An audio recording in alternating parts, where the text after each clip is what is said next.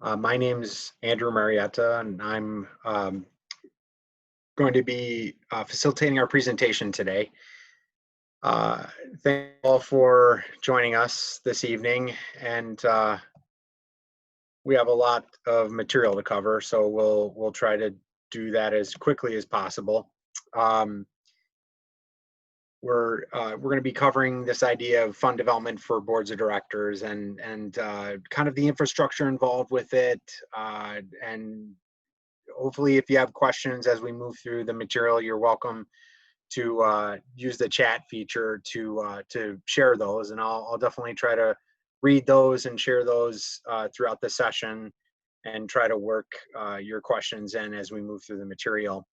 um, I just, as a reminder to everyone, the recording of the webinar with the presentation will be sent out to you all I believe about a week later.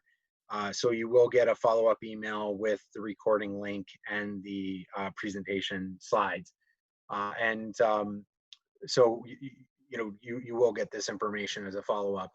And just for a little bit of background, I uh, my role with the DHPSNY project is mostly through strategic planning facilitation. So maybe some folks are aware, maybe I've worked with you, or have worked with my coworker, Susan Weinrich. I'm with the New York Council of Nonprofits, and we're a partner through the DHPSNY initiative. And so I just have some general information about the Documentary Heritage and Preservation Services for New York State. And also, just for reference, I have some information here about the New York Council of Nonprofits. And in terms of my position, I'm basically provide a variety of different kinds of assistance in my role through NICON. Working with boards of directors is something we do on a regular basis, especially a lot of kind of organizational development work, board governance, strategic planning, and fund development. And so this is a topic that we end up working with boards of directors on a regular basis. And so we're constantly kind of refining this information. And for today, we're really talking about infrastructure. But there's a variety of elements to fund development, and actually I'm going to cover a lot of ground today, and I even tried to integrate a little bit of additional information on some possible resources as our organizations are all kind of dealing with the impact of COVID-19 and what that has done, especially to historical studies in the museum sector. So there are some resources that your organizations could explore, and I wanted to highlight those just as a part of this presentation, but not exactly a perfect fit within kind of the overall topic of boards of directors and fund development. So I'm going to try to cover that at the very end of our discussion. And as I said, if you have questions as we move through, feel free to use the chat function, and I will definitely try to address them. And you have my email through this presentation, and you're definitely welcome to send me a follow-up note if there's something more you're looking for clarification about. But the New York Council of Nonprofits is a nonprofit service organization, and we work with nonprofits all across New York State. And I've been with the organization since 16 years now, I believe. So just getting right into the subject matter for today, what we're going to talk about is, first of all, kind of those core responsibilities around fund development. So really, what are we talking about with our organization regarding our board of directors, and then also if we have additional capacity such as staff, what role are they going to play? So we're gonna talk about kind of those roles and responsibilities when it comes to fund development. We're going to get into some of those components of a development plan, which help us be more successful in raising money, and then how that plan, involves the board of directors. What, again, tying back to those responsibilities, and then some of the infrastructure that we typically would be trying to establish, or if you already have it in place, great. How best to leverage it. And then we're going to talk about some strategies for raising money, that whole revenue generation topic, which is something I think a lot of organizations are really trying to figure out right now in the challenging environment we are facing. So right off the bat, the biggest challenge that often comes about for most organizations is when it comes to fundraising is whose job is it? There's this kind of issue of pointing fingers in different directions. It's not always clear. We don't necessarily, it's a uncomfortable kind of task or undertaking for any organization, even when you have paid staff. And when you have paid staff, that's when often there's this finger pointing between the staff and board about who's really responsible for this activity. And so that definitely doesn't help an organization be more successful, and it can often kind of create challenges. So really, what we're ultimately, this probably makes sense for most people, and a lot of the information I'm sharing is is partially best practices and just part what we've seen successful. And so when it comes to fundraising, it really isn't something we can tie to one specific individual. So if you have the capacity to have an executive director, yes, the executive director would help you raise money and play that role and has an essential responsibility, but it isn't just their job.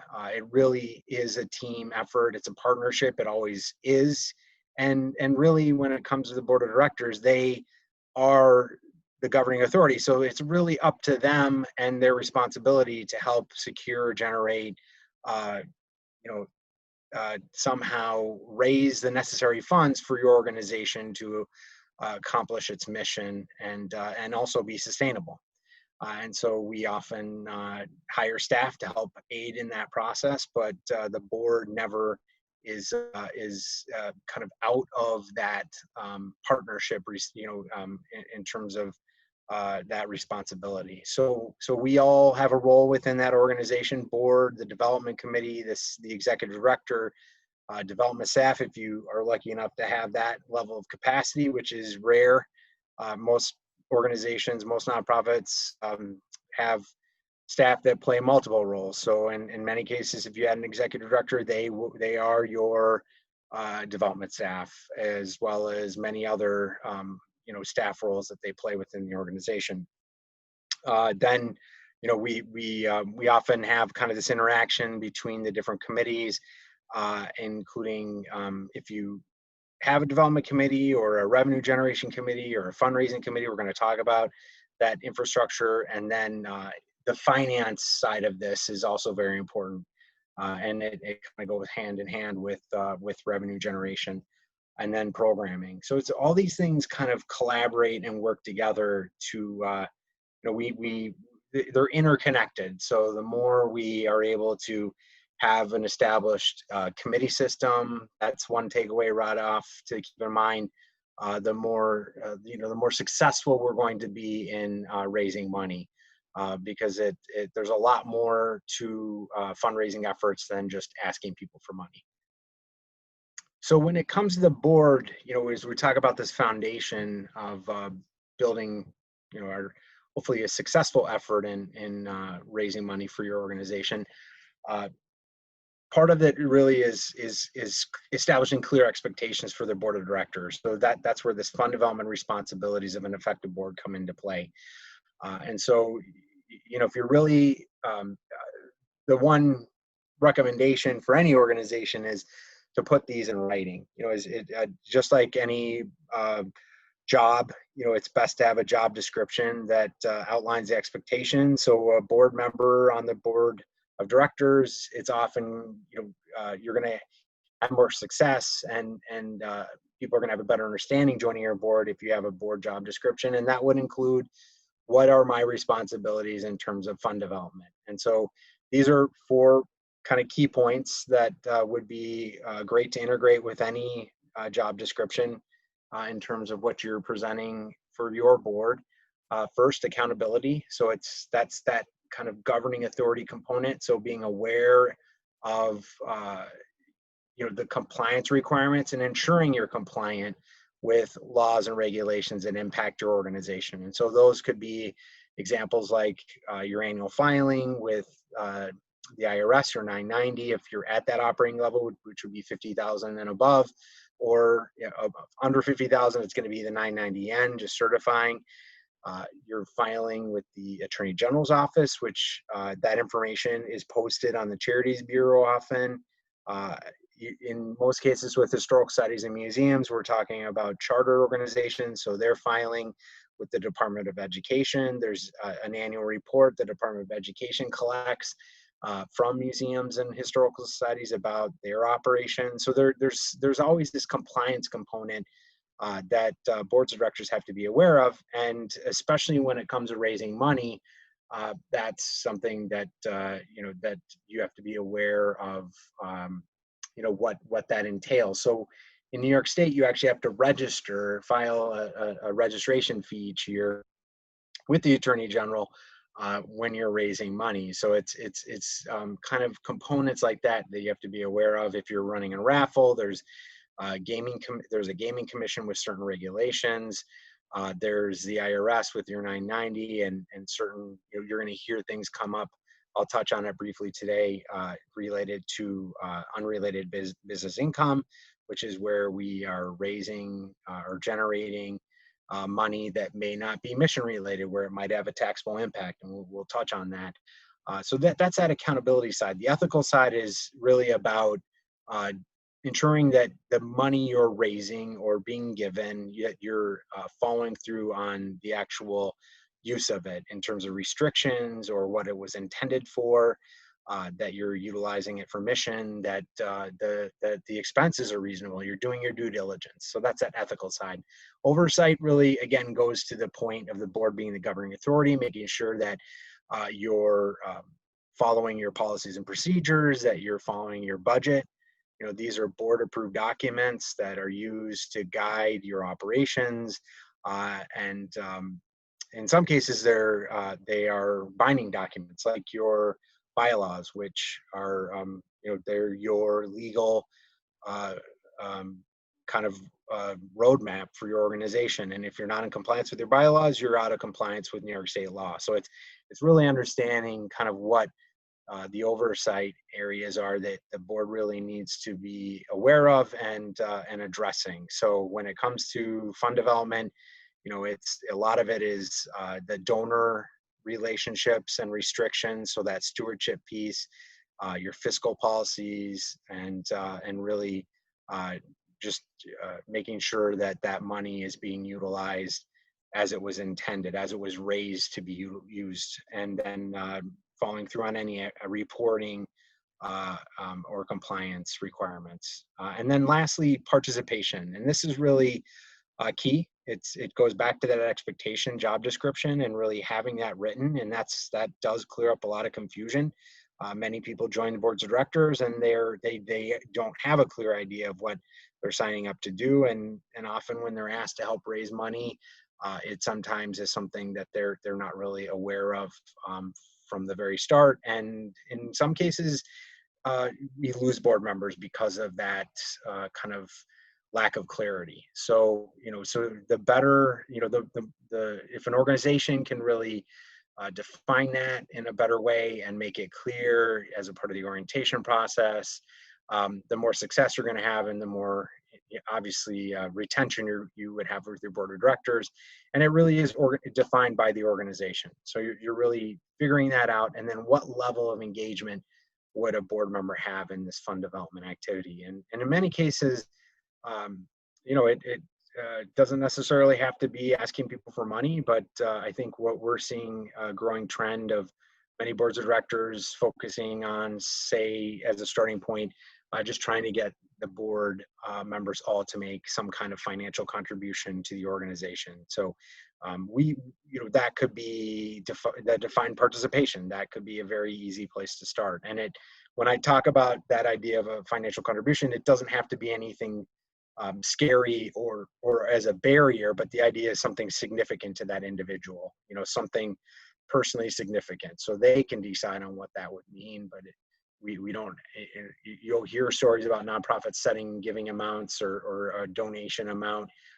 That definitely doesn't have to be the approach, and from our perspective, that can be a barrier. So it's often better to kind of keep the language more in line with something of personal significance.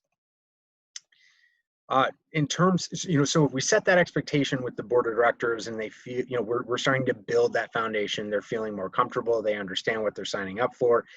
And then we need to further develop that infrastructure. And so if we want to be successful raising money, and this goes, it's the same with anything you're usually undertaking. If you're a board of directors and you're meeting, say, monthly, it's hard to maintain momentum and continue to make progress unless you are able to break out the board into work groups or task forces or some kind of working committee structure.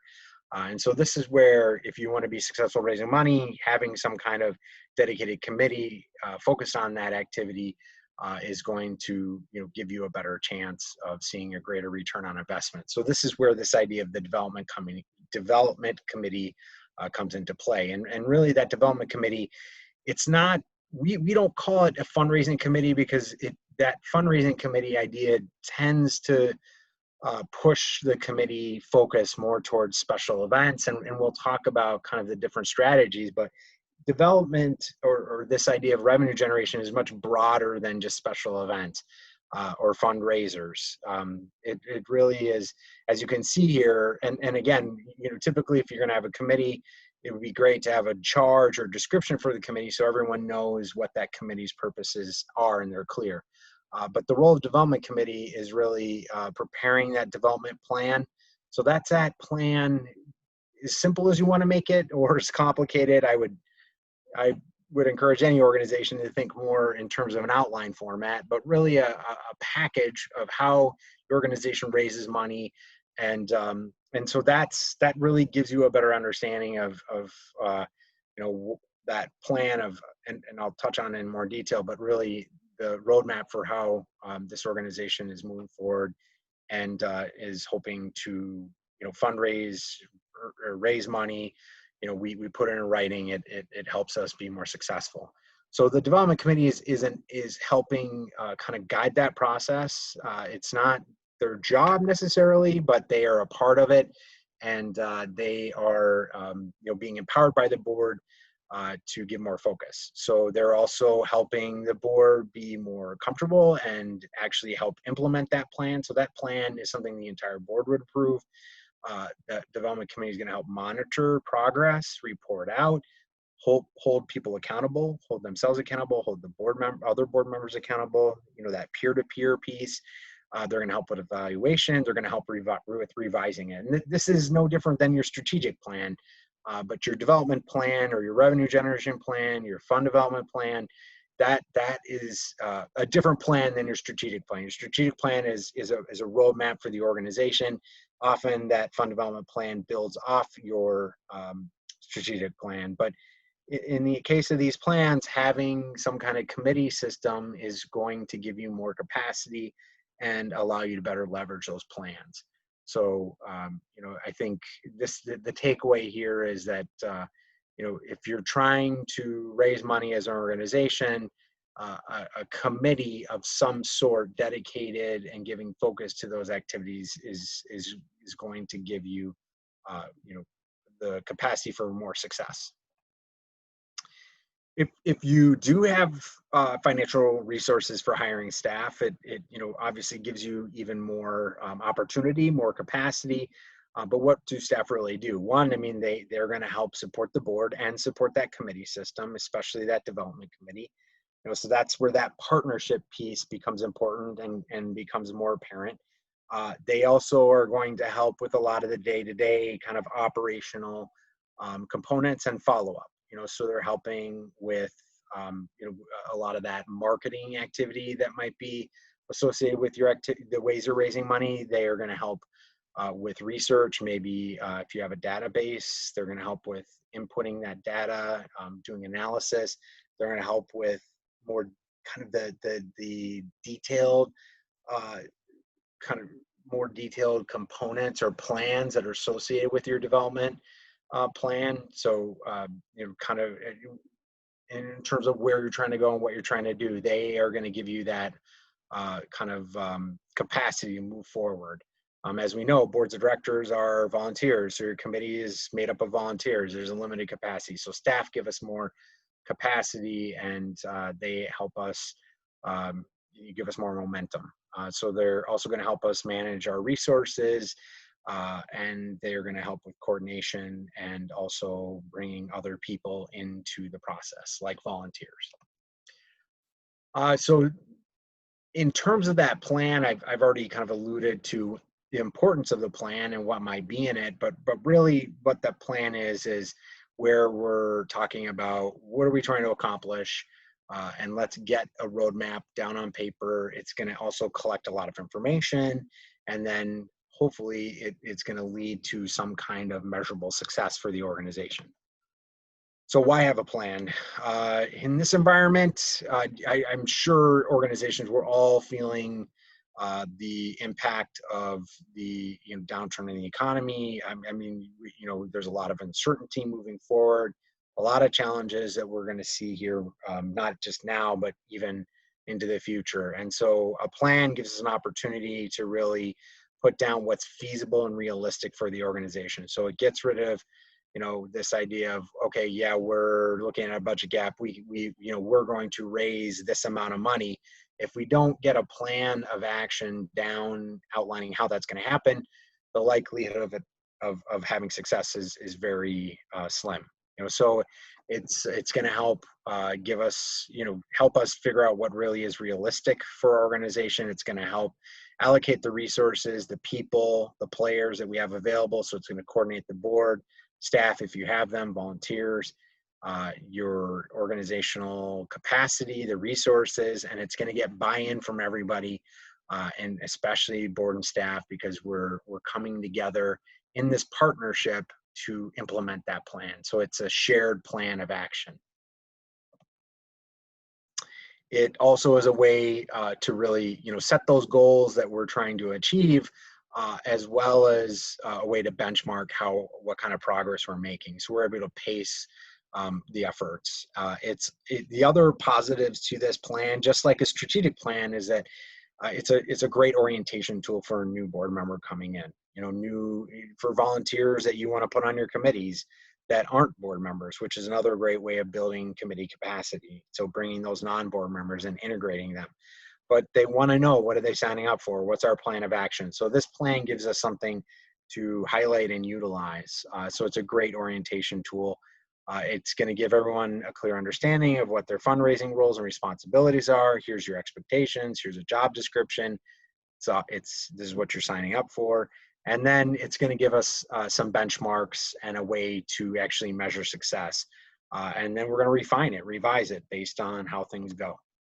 I just integrated some questions in here, as you're talking about your own efforts and how you might be able to improve on them, and developing your own plan or outline for guiding your efforts. These are the kinds of questions that would be great to talk about, to even integrate into the strategic plan, because often we want to know, how are we raising money? What are our funding streams? We don't have to write in our plan what would be the impact of a funding cut, but if we develop that fundraising plan or revenue generation plan, we're going to see how reliant we are on certain funding sources, and so we would have a much better idea of what the impact of funding cuts might be.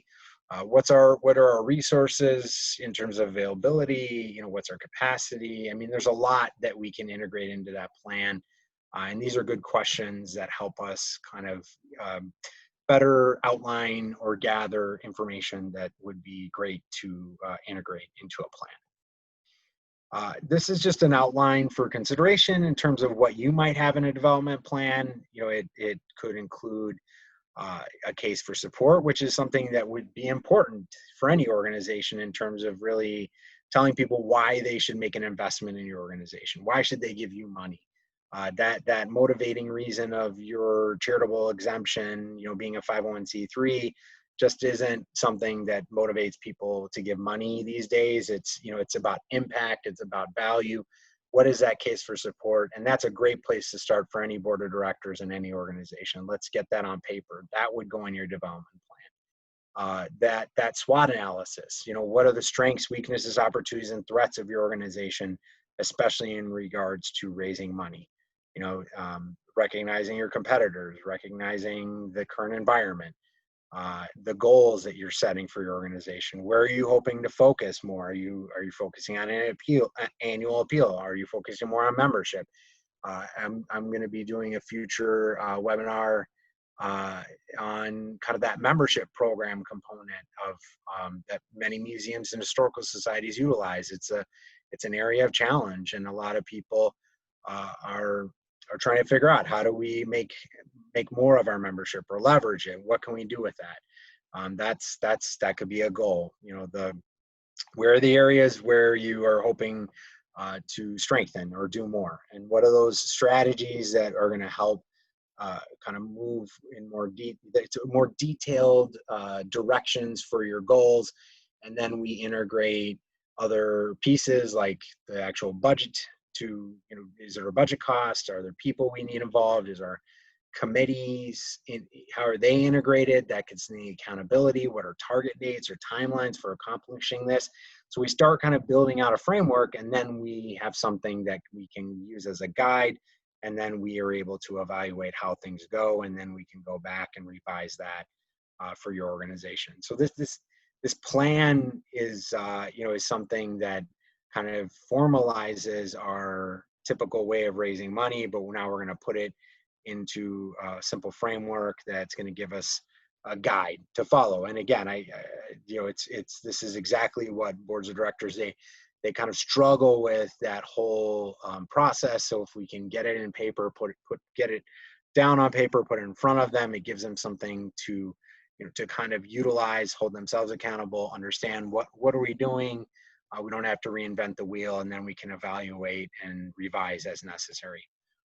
Case for support can be as simple as you want it to be, or as complicated. Again, I always make the recommendation to think more in terms of trying to simplify. Your case for support could include things like your mission, your vision, your values, descriptions and information about programs and services, success, successful accomplishments, impact you've had, the plans that you have for the future of your organization. What do you really need money for right now? What would you use it for? What would be the return on investment? I like to think more of the case for support. I mean, these are all great elements, but they can create some length. So I'm always one to try to focus more on kind of this idea of the impact of your organization. If you could quantify your impact of your organization, it makes for, and trying to keep it succinct, it's a great way to kind of make a pitch or make that kind of, that solicitation to somebody about why they should invest money in your organization.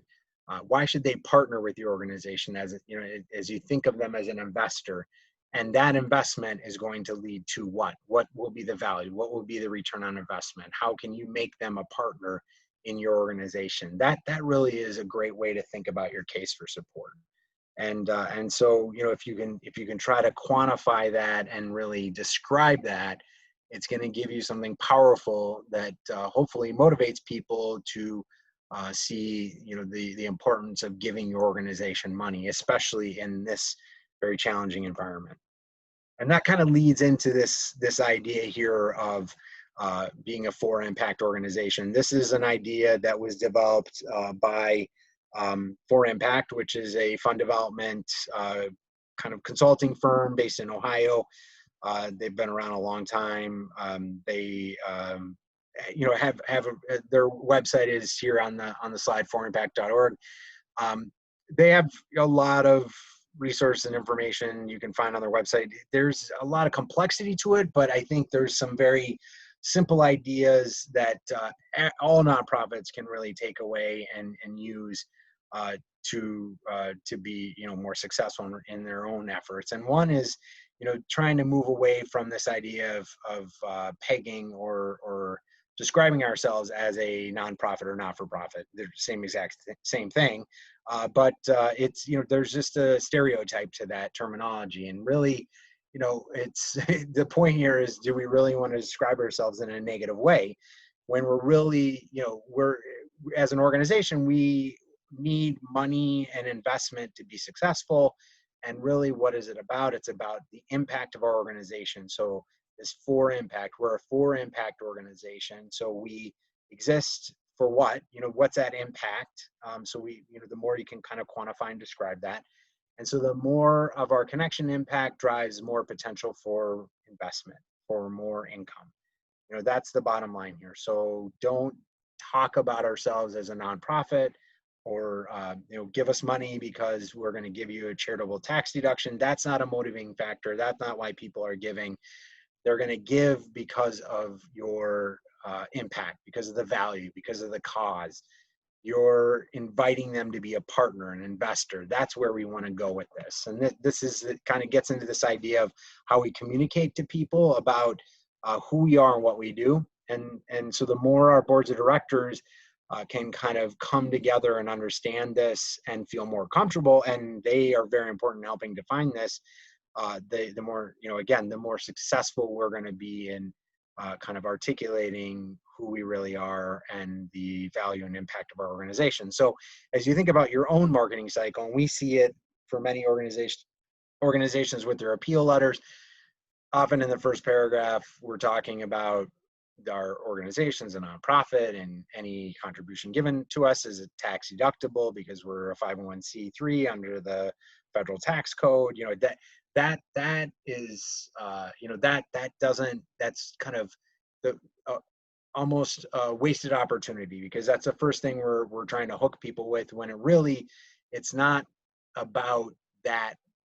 That is not what is important or what people are going to be motivated to make an investment. It's more about, what are you really trying to do? So as you look at this, instead of the, kind of typical approach of here's us, here's what we're doing, send us money, here's us, here's what we're doing, send us money, kind of repeating that cycle, which many of us do. Let's try to think more in terms of, here's our impact, here's the results, here's all the great things we're doing, here's how it affects you, here's why it's important to you. This is why it should matter to you. Send us money. Now look what we've done with the money, and it, now this is how it affects you. And, so now you're part of the cycle, you're part of the partnership. So, so a takeaway as you think about your infrastructure and the board of directors, the biggest challenge with any board is often everyone trying to get our messaging down with, articulating the value and impact of your organization, and in a clear, succinct way. And so that's a great place to start for any organization, trying to think about, really that value, that case statement, and then, and then thinking about the way we're communicating to people about inviting them. Are we inviting them, or are we just asking them for money? So let's make them a partner. Let's make them an investor. Let's invite them to be, a part of our organization, and make that kind of make them feel like they're buying into something. And so as you think about that, then we move into this idea of looking at your own fund development capacity. So what do we have available to us? If you don't have staff, then you have your board. Do you have a committee system? Do you have volunteers? What's the knowledge, the experience that's represented? Do we have staffing that we can allocate? Or do we have that kind of resource? What's our budget like? Do we have funds to pay for some of the costs associated with fund development, like maintaining a database, or paying for mailings, or some of the online tools we might want to utilize? Do we have marketing materials? Are we able to thank people in a, in a timely manner? Are we able to evaluate, what we've done? Have we ever evaluated what we have done? So many organizations run special events year after year after year, and we're never able to do any analysis or recap or really say, how is this successful? How are things going? And then sometimes we are in a position where the event just isn't working, and it's a very difficult process to finally cancel or move away from that event, and it can create a lot of kind of painful transition. We're also thinking, from that fund development analysis, the environment. This goes to the SWOT. What's the competitor, competition like? What's our community awareness? What's the perception of the organization? What's the economy like right now? These are great questions that would make, for a simple survey. I've worked with a number of organizations where you just use a simple, it's like a tool like SurveyMonkey. You're asking maybe 5-10 questions, and one of the great places to start is perception in the community of your organization. And do people really know what the organization does? Do they what's their idea of the value of the organization? One question I've used a number of times is a simple one that says, what 3 words come to mind when you think of our organization? And that's a great question where you can do some text analysis or do a word cloud, and it can really be very revealing to see what people think, because the board and the staff know what they think, but is it the same as what the community perception is?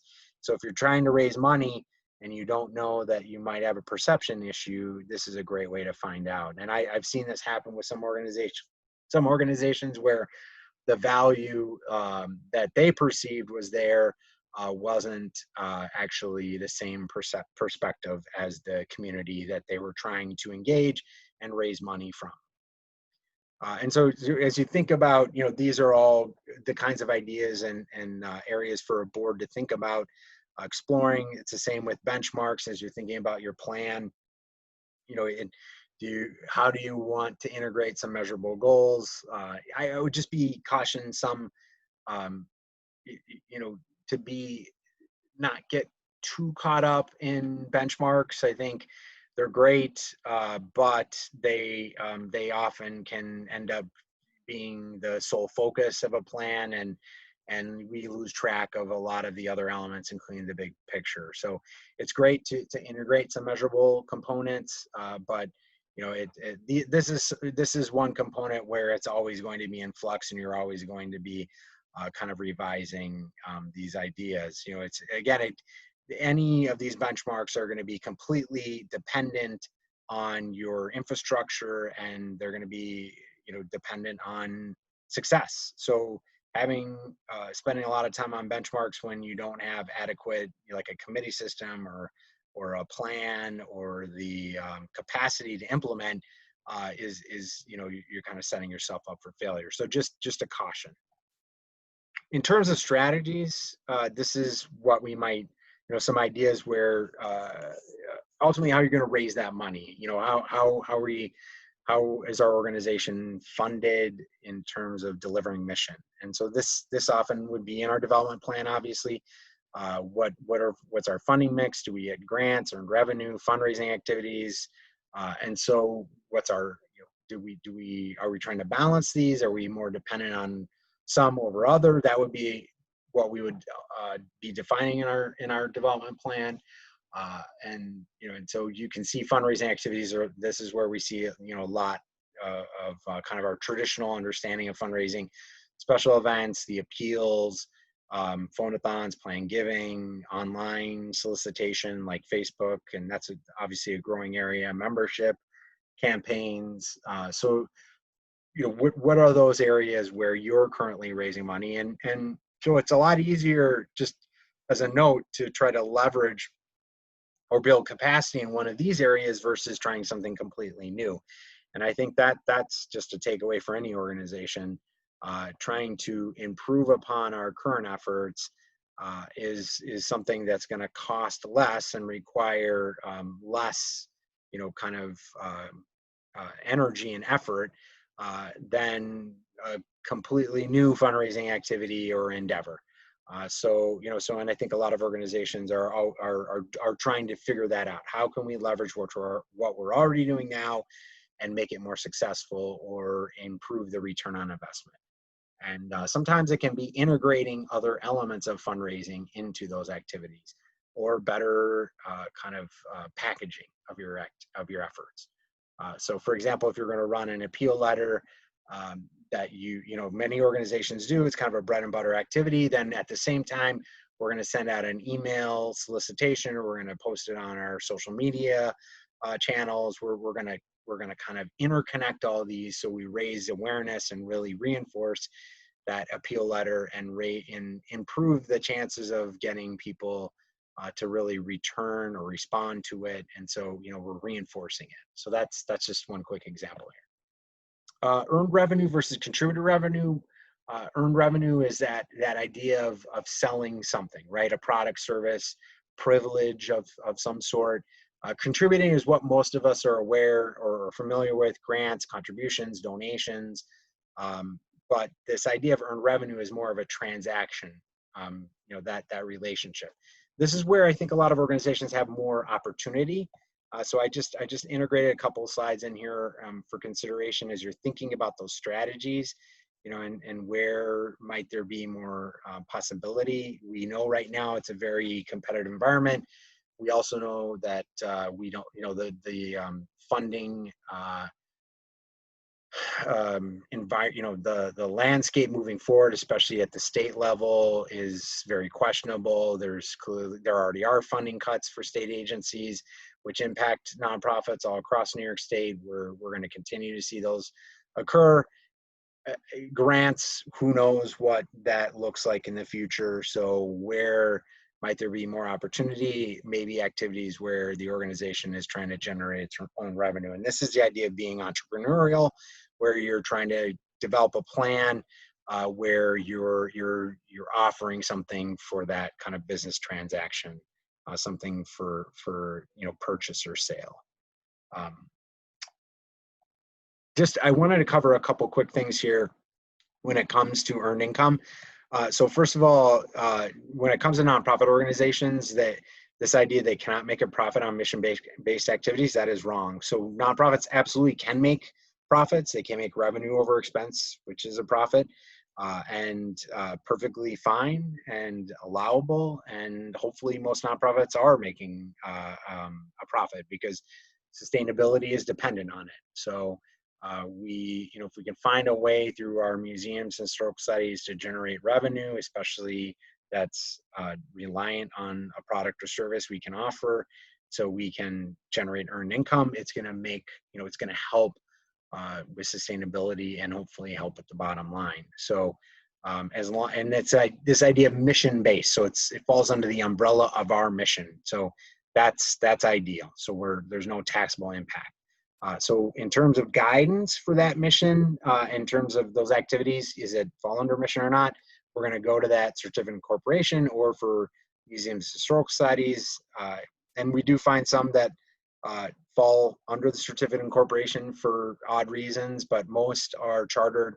So you're going to look at that charter, and that's your guide for those activities that you're carrying out. And if they are mission-based and thus they would have no taxable impact on your organization. The number 2 myth here is that nonprofits cannot conduct nor make profits on activities unrelated to mission. That is also wrong. You can generate revenue on unrelated activities that are tied to your corporation, to your chartered nonprofit organization, but you may need to pay taxes, and that is what we call unrelated business income tax. And I'll touch on that in a second here, just to kind of continue with this myth line. For-profit activities are a bad thing for a nonprofit. Again, not true. It's all about managing them and being in compliance, and if you do have a taxable impact, obviously paying taxes. So your test is going back to your mission, that chartered mission for your organization. Is the activity you're carrying out is it covered under the umbrella of your mission? If so, then great, it shouldn't have a taxable impact. It's still definitely worth getting qualified assistance from, legal representation or CPA to truly make that determination, depending on the level of activity and the type, the level of funding you're talking about. But for most organizations, the level of revenues you're looking at are probably minimal. It's not the kind of money that would significantly put your organization at risk necessarily. But you can earn revenue off activities unrelated to mission, and doing having a taxable impact is not necessarily a bad thing at all. And then finally, can you invest in your own for-profit business? Yes, you can as a nonprofit. I'm not going to get into this kind of complexity, but it absolutely is allowable, and there are many examples. And this is where organizations are trying to figure out how can we be more reliant on our own earned income activities. And so in some cases, if they're successful enough, they can actually spin that enterprise or entrepreneurial activity off into a for-profit venture that it may be structured as its own for-profit business or as another subsidiary corporation, even another nonprofit subsidiary. And that's where it can get very complicated. But NICON's a perfect example. New York Council of Nonprofits, we actually have a couple subsidiaries with very different purposes, including a for-profit company called Council Services Plus, which is a insurance brokerage that provides insurance assistance to nonprofits all across New York State. And that subsidiary is controlled by NICON and is a for-profit company. So as you think about that, that's kind of taking things all the way, but many nonprofits have for-profit business components or elements that are very mission-based that they carry out, and how can you maybe leverage those more to the success of your organization. And then this just touches on unrelated business income tax, which I already mentioned, which is if you are carrying out an activity that's not mission related, that's where UBIT can come into play. And it's a tax on the profit that you generate from that activity. And this just gets into some of the more detail around it. But the bottom line is, UBIT is really occurs if you're carrying out an activity that is not covered by mission. And so this is where having expertise to give you more guidance if you're looking at this kind of effort is definitely helpful. So as you think about your organization and your infrastructure, your board of directors, kind of, they're the key. They're bringing us all together. For many organizations, if you're completely dependent on the board, which is volunteers, you're trying to do a lot with a limited number of people, limited capacity. So the more we can develop the infrastructure and figure out what to prioritize, the more successful we will be. So if we can kind of get the board on the same page about roles and responsibilities, we get them kind of written expectations, we build that development committee, we develop our plan, and then we talk about the strategies and we outline those strategies in our plan. Now we start having those kind of tools or the building blocks for us to really build upon and make our organization more likely to achieve mission, but also be sustainable. So as you're thinking about your organization and you're looking at your capacity, it's part of this going into the plan is really what are our resources, what's our capacity, what do we have, and then how are we going to integrate them into the plan in terms of accountability and how they're going to help move this forward.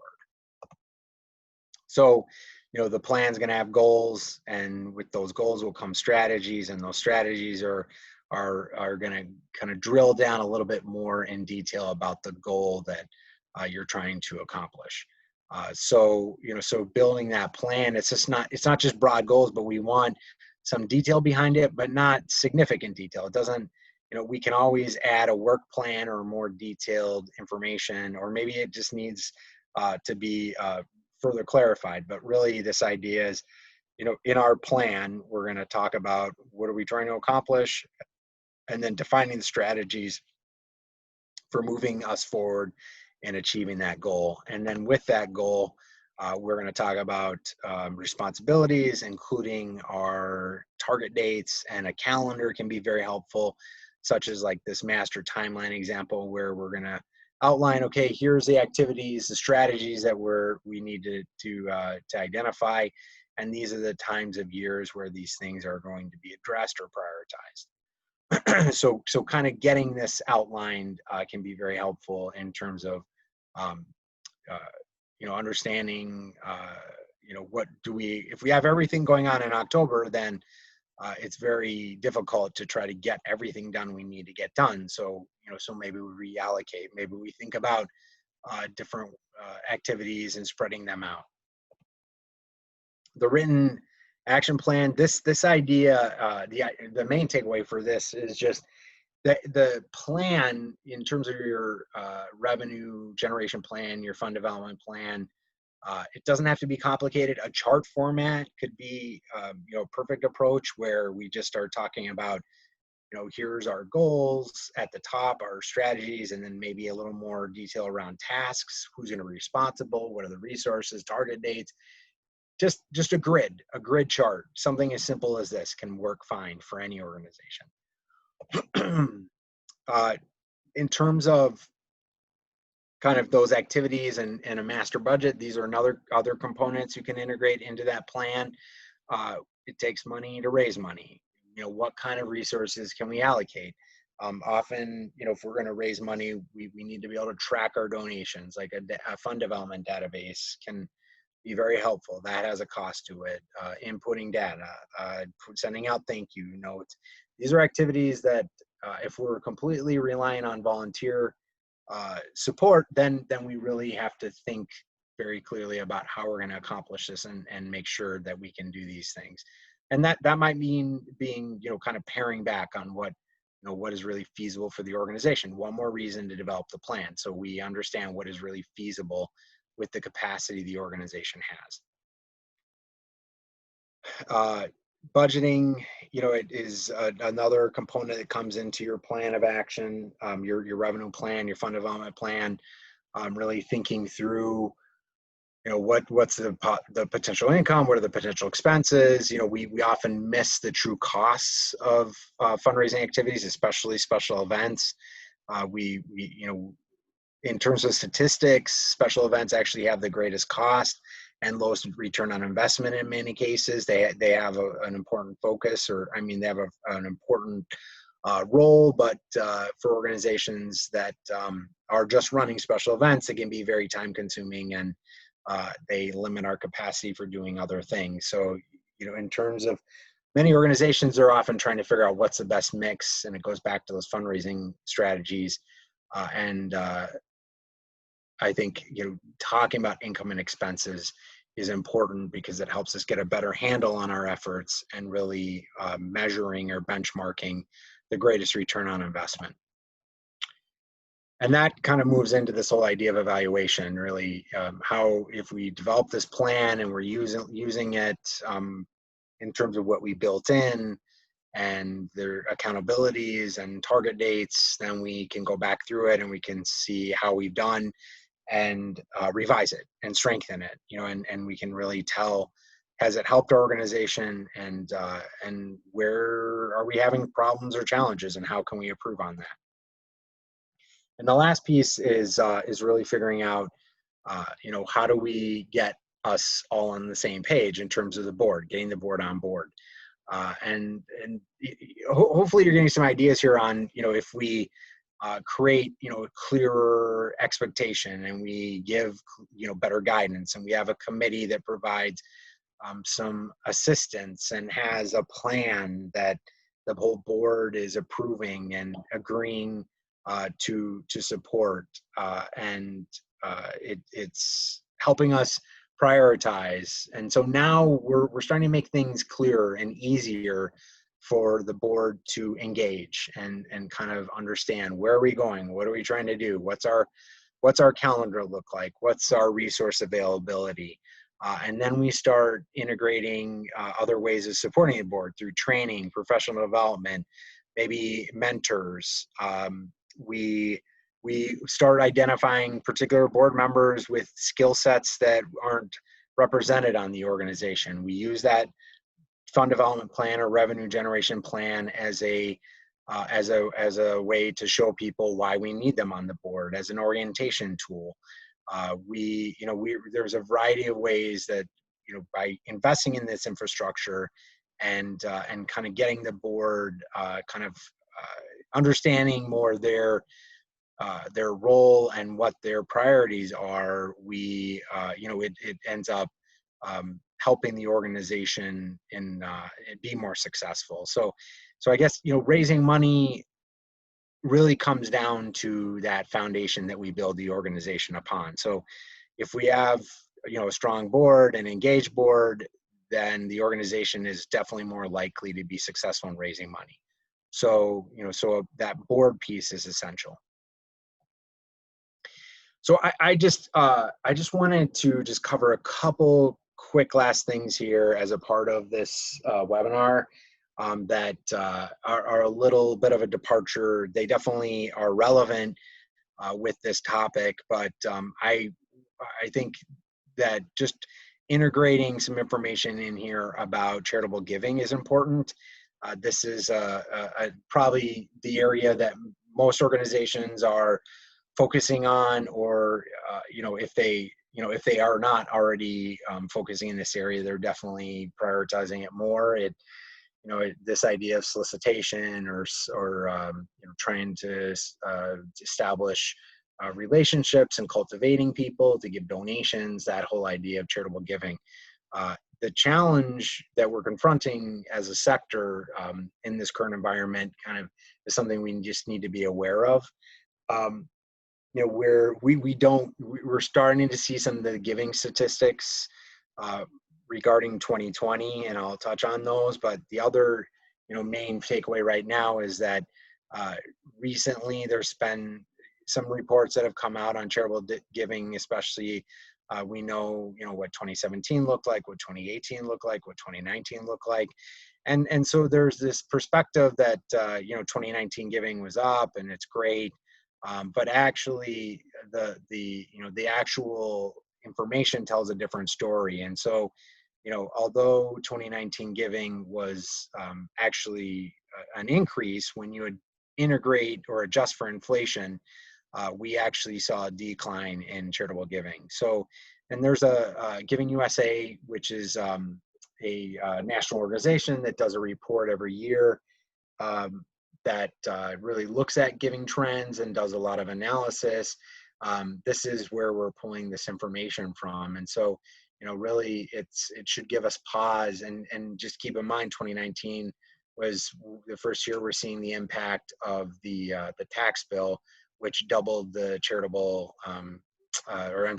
doubled the standard deduction, which definitely has impacted charitable giving. And that, it's kind of give and take, different perspectives in terms of what the impacts on organizations have been. But in general, we've heard and the statistics back it up that that charitable giving has been impacted by that standardized deduction being doubled, where people were giving and when they itemized, they were seeing the deduction impact their taxes.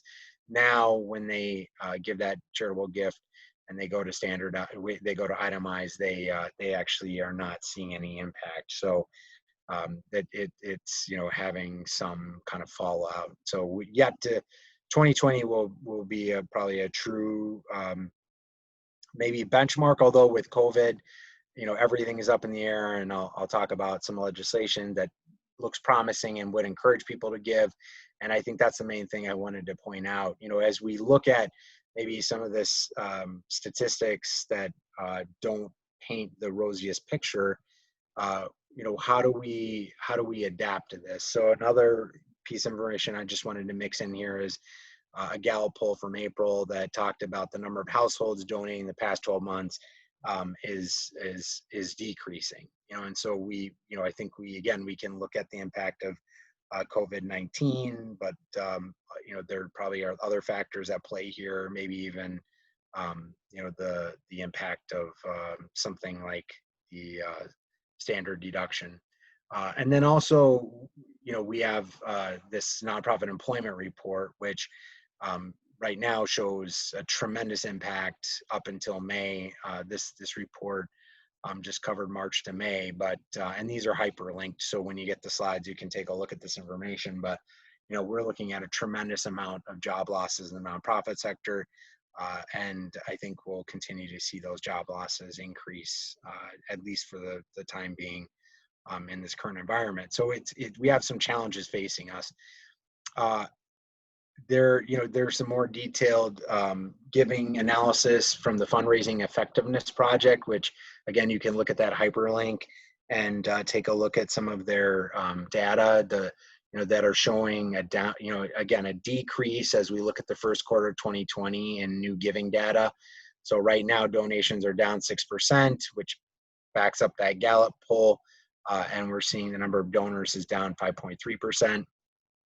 We are seeing donations under $250 have increased, but overall major donors have gone down 7.4%. So we're seeing some warning signs for sure in terms of first quarter 2020, and who knows what second quarter will look like. The one promising piece of legislation that's on the horizon, and hopefully this does have a lot of support, we're hoping it gets traction and is approved, is the Universal Giving Pandemic Response Act, which would provide an above-the-line deduction for charitable giving for federal income taxes.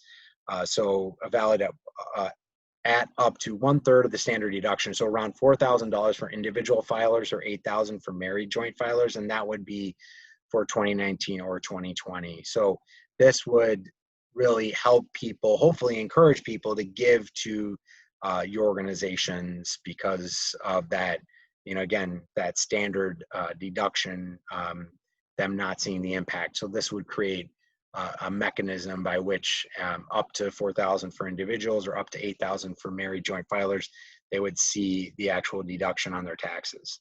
So something just to pay attention to, and hopefully we see this take place. And then the last thing I just wanted to mention is the Payment Protection Program and the Economic Injury Disaster Loan. These are basically resources that came into effect through legislation, the CARES Act. They offer your organization some resources immediately available, especially if depending on your circumstances. The PPP is based on payroll. So if you have any employees, you can apply for the Payment Protection Program and secure a loan that is fully forgivable, depending on, following the requirements. And they did just extend the deadline. It was supposed to expire June 30th for applying for PPP. It's now been extended to August 8th. And this is definitely a program that we've seen many nonprofits utilize, obviously that have employees. And so if you haven't looked into it, it is well worth taking advantage of it, especially as the funding environment we're in is growing worse. It definitely is not improving at this point in time. And I think almost all nonprofits that we've interacted with have been impacted in one way or another by COVID-19. If you don't have staff, and actually, I just threw in some analysis here on the PPP. Just you can look at this on your own in terms of New York State utilization, how many nonprofits have gotten it, and this data was all released by the SBA. The other thing just to keep in mind, if you don't have staff, is the Economic Injury Disaster Loan, which was closed down, but the portal is now reopened, and this is on the SBA website. The EIDL, as they call it, is a loan. It's a 30-year fixed rate loan for nonprofit organizations. They get an interest rate of 2.75%. And I personally have interacted with a number of cultural organizations now that have been able to secure the EIDL.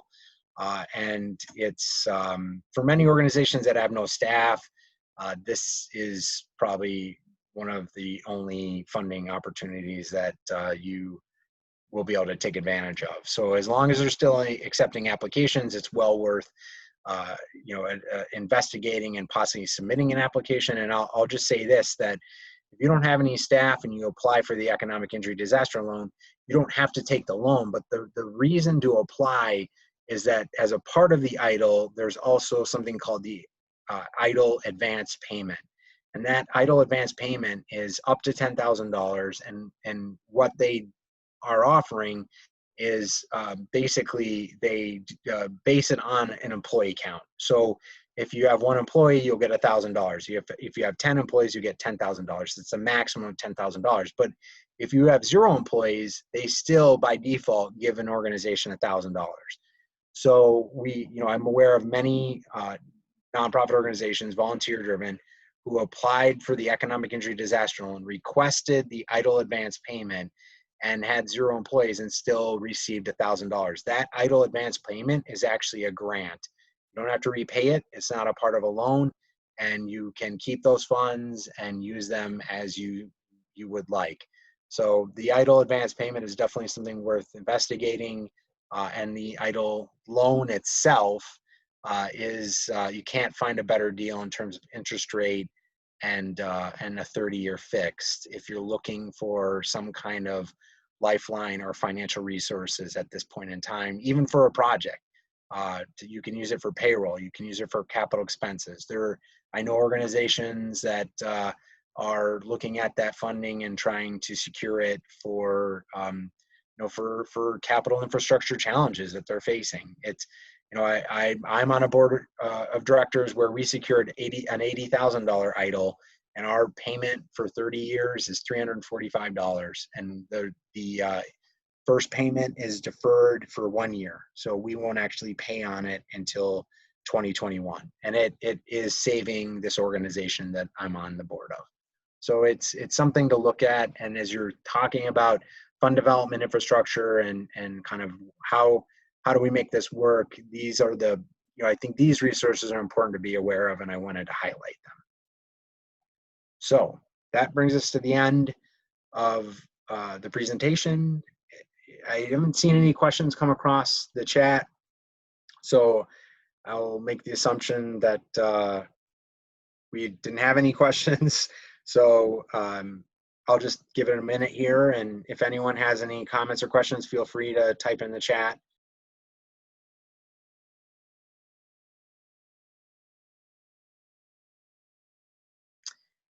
Yes, so somebody had asked, will we share the slides? Yes, absolutely. Basically through DHPSNY, there'll be a follow-up email with the recording to today's webinar and the slides, which will follow sometime next week.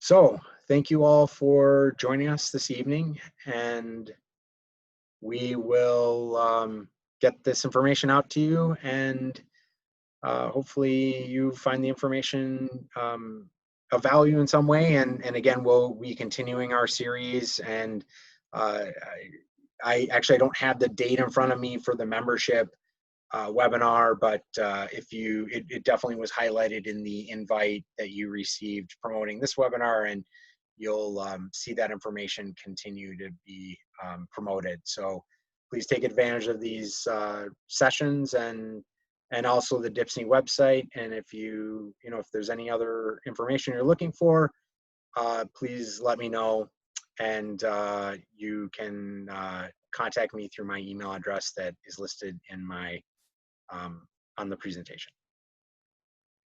All right, thank you again.